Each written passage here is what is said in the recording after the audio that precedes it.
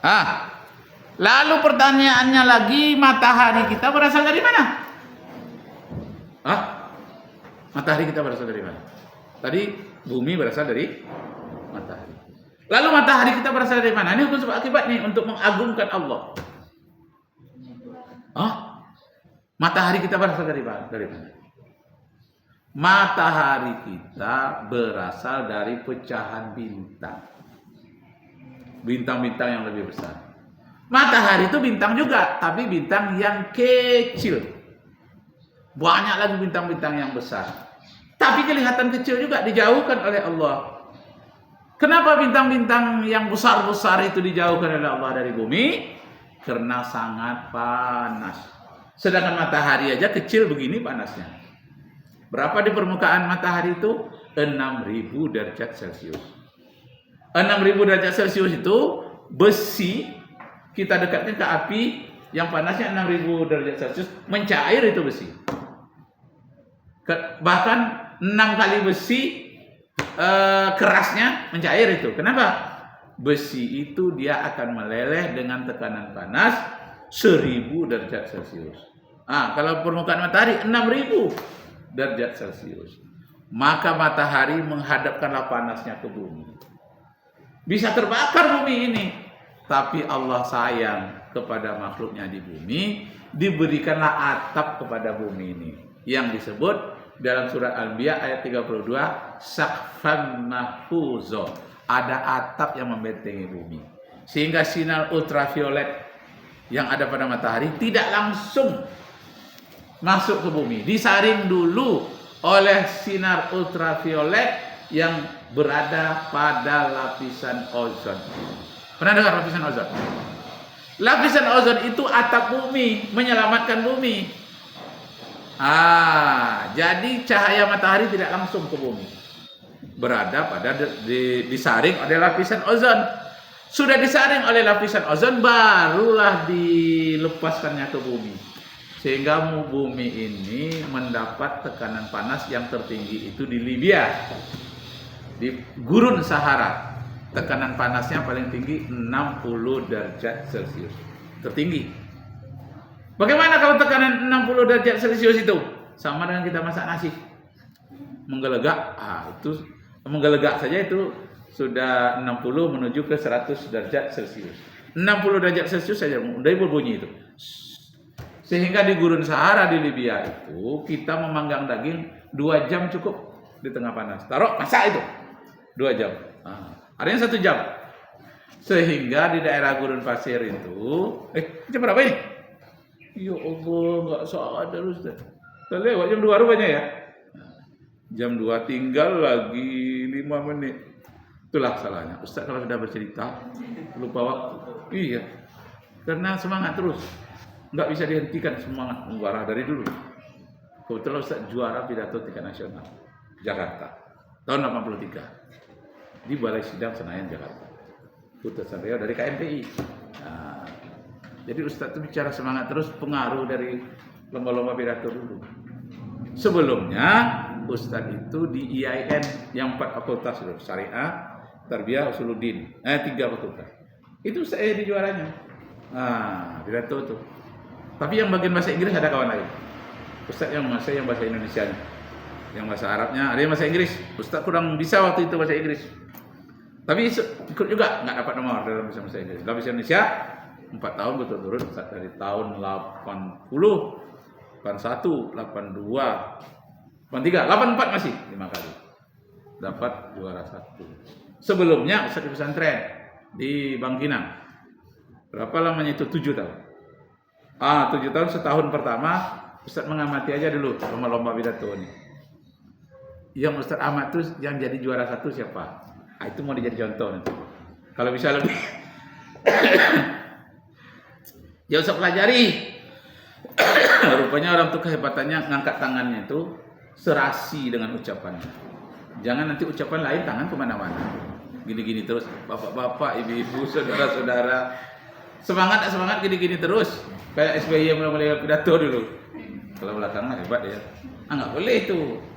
Jadi ucapan itu harus serentak dengan suara. Latihan dapat juara 1. sedang enak-enak dapat juara satu karena itu ada 17 pesantren. Kemana-mana pergi dapat juara banyak, dapat pakaian, dapat buku. Sedang enak-enaknya di sana habis waktu 7 tahun. Nggak sadar, udah 7 tahun. Kamu besok habis waktu harus selesai di sini, kamu harus masuk kuliah. Iya. Sedih hati saya, belum mau berpisah dengan Bang Ginang rasanya. Ya, belum mau. Tapi mau tidak mau, sampai waktunya ya berangkat. Bukan main sedihnya. Bukan saja karena prestasi-prestasi banyak, kawan banyak. Ada pula buah hati yang disayangi harus ditinggalkan. Kata Imam Syafi'i, jangan kamu sedih meninggalkan buah hati yang kamu sayangi. Pergilah menuntut ilmu, kamu akan mendapatkan pengganti yang lebih indah dari yang kamu inginkan. Oh iya rupanya. Yang Ustadz inginkan itu dia cuman jadi guru SD. Ustadz lagi menatarnya, karena Ustadz penatar guru-guru. Yang dapat oleh Ustadz sarjana, kepala sekolah lagi. Kan jauh lebih hebat dapat kan? Itulah. Jangan terlalu sedih. Kita dengarkan yang satu, tapi bukan karena kita khianat. Memang keadaan harus menuntut ilmu. Jangan takut, kata Imam Syafi'i. Kamu merantau lah. Cari ibu angkat yang hampir nanti serupa dengan ibu kandung. Dan kamu akan mendapati kekasih yang lebih indah daripada kekasih yang kamu tinggalkan. Oh iya. Tapi Ustadz agak lain orangnya. Walaupun di kota banyak orang cantik-cantik, tetap yang pertama juga tinggal. Di Mungkina. Pergilah Ustadz. Ustadz, ya, saya ke Pekanbaru berjuang untuk hidup masa depan kita berdua. Yalah, aku doakan Bang pekerjaan. Ya, kau harus setia menunggu ya. Ya. Selesai kuliah Ustaz. Dapat titel terandus, diangkat jadi guru SMA. Ustaz cari lagi dia ke sana. Ketemu. Bang Rakib ya katanya. Iya. Kan dulu aku sudah beritahu. Selesai kuliah nanti kita akan kembali berdua. Walaupun banyak gadis-gadis cantik bukan baru aku tak peduli. Hanya engkau satu-satunya dalam hatiku. Iya pula ya. Tapi waktu itu orang tuanya sedang pergi ke pasar. Maka Ustaz dari jauh aja mata itu. Jarak 5 meter lah. Kasih tahu sama orang tua. Iyalah. Betul kamu terima? Betul. Lilas? Entahlah. Iya. 3 bulan lagi saya akan datang ke sini dengan membawa tanda-tanda aku sudah jadi pegawai negeri. Sudah ada kemasukan uang tiap bulan. Jadi merasa agak pede lah sedikit. Ya kan? Sudah punya Honda. Honda second pula tuh. Tapi gak apa-apa, karena orang lain aja punya sepeda belum. Awak Honda second jadi lah, ya kan? Orang kampung itu kalau lewat Honda Ustaz, nengok siapa yang Honda tuh? Rakib yang dulu ya, yang dulu pergi ke sawah. Jadi Ustaz dulu kan suka ke sawah, karena ada pekerjaan lain. Pernah aku coba berladang padi, 5 tahun mengorbankan diri, sambil sekolah mencari rezeki ke Bang Kinang pergi mengaji. Jadi sambil ngambil upah, sambil pergi mengaji. Panjang pula cerita Ustaz jadinya ya. Sekali lagi.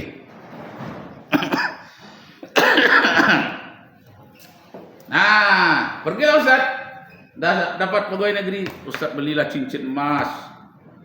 Ustaz beli kain sarung, pakaian yang belum jadi, setel untuk si dia pujaan.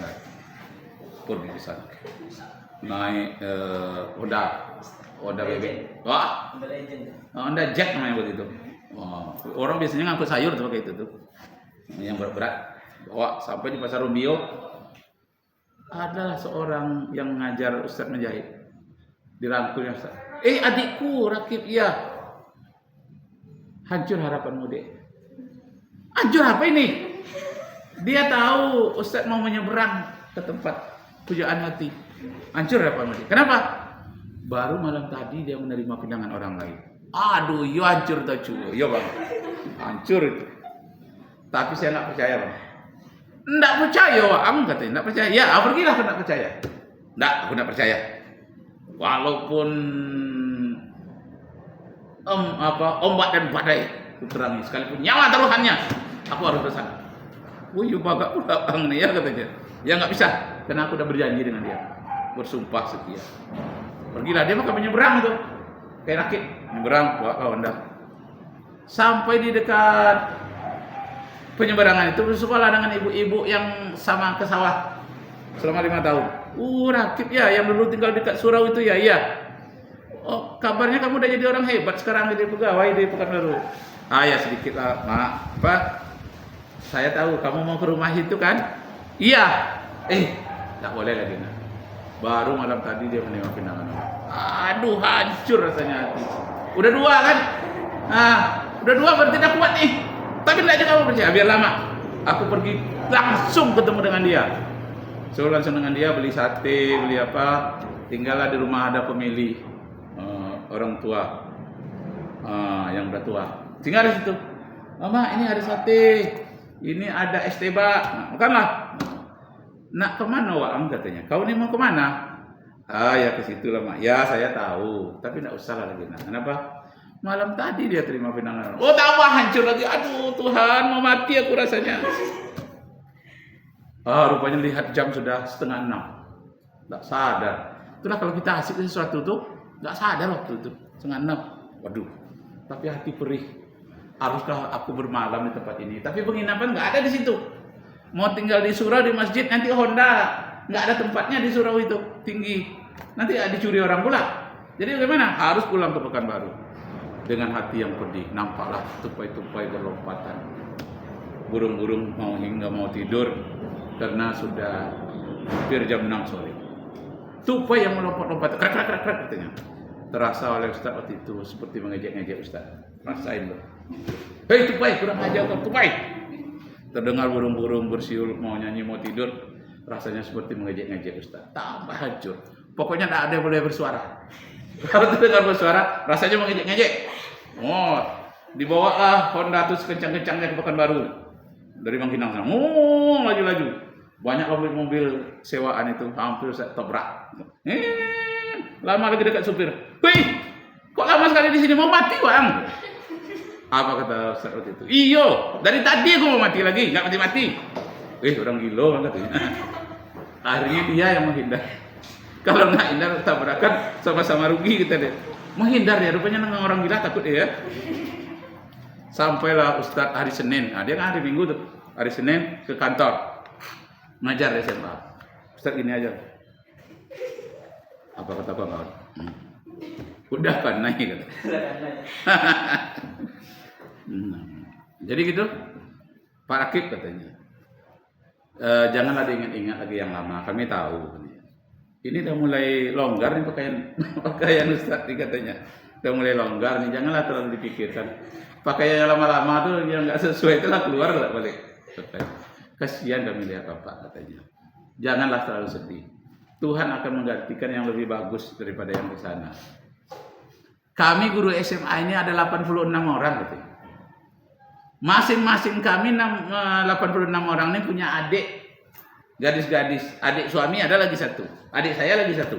Jalanilah rumah yang 86 ini, cantik-cantik semuanya. Mau nggak? Mau kata Ustaz. Berangkatlah. Yang di sini pergi.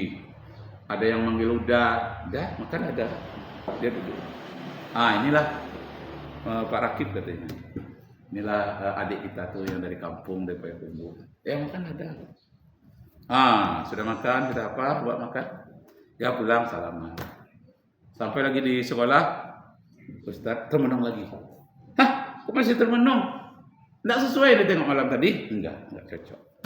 Yang tempat kami lah. Orang Jawa. Datang undang makan. Mas, mangan ya Mas. Enggak. Sekecaken apa adanya.